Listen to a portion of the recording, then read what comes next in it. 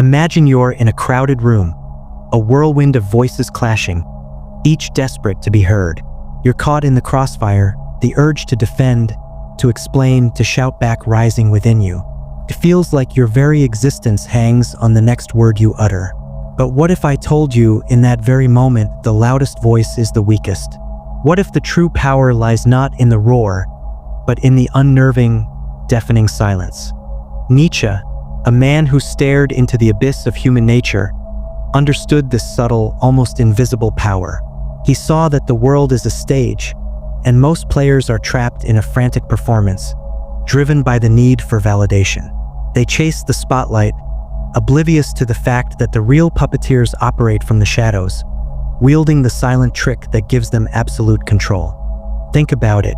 How often do you feel compelled to fill the awkward pauses, to justify your actions, to correct every perceived slight? We're conditioned to believe that constant communication equals strength, that our worth is measured by the volume of our voice. But Nietzsche knew this was a dangerous illusion.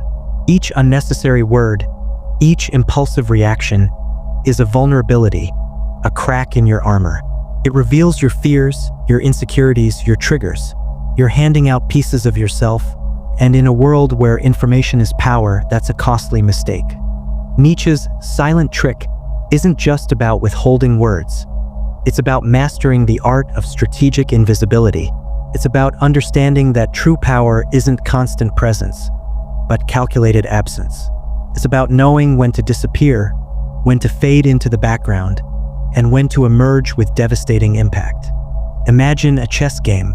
The most skilled player isn't the one who moves every piece at once, but the one who anticipates their opponent's moves, who creates space and uncertainty, who controls the tempo of the game.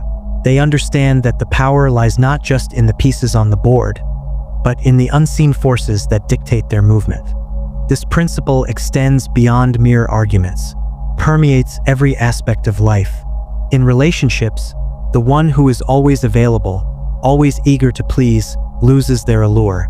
They become predictable, and predictability breeds contempt. Conversely, the one who is selective, who guards their time and energy, becomes a source of fascination. People are drawn to the elusive, the mysterious, the unattainable. Nietzsche understood that the human psyche craves certainty. We fear the unknown, the void, the silence that echoes our deepest insecurities. When confronted with silence, we project our own fears and anxieties onto it, creating narratives that often amplify our worst anxieties. This is the psychological warfare of silence. Imagine you're in a negotiation. Your opponent throws out a barrage of demands, expecting an immediate response. Instead, you remain silent, your gaze unwavering. They begin to squirm, their confidence faltering. They start filling the silence with their own justifications, revealing their weaknesses, their true intentions. You've turned their own words into a weapon against them. This isn't manipulation in the negative sense. It's understanding the fundamental nature of human interaction.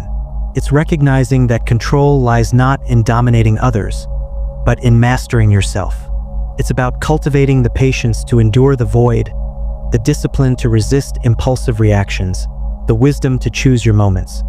Nietzsche's silent trick is a call to reclaim your power, to break free from the chains of societal conditioning. It's a reminder that true strength isn't found in external validation, but in internal fortitude. It's about understanding that the most profound statements are often made without uttering a single word. So, can you embrace the silence? Can you wield the power of strategic invisibility? Can you control your presence and absence? The answer lies not in what you say, but in what you choose not to.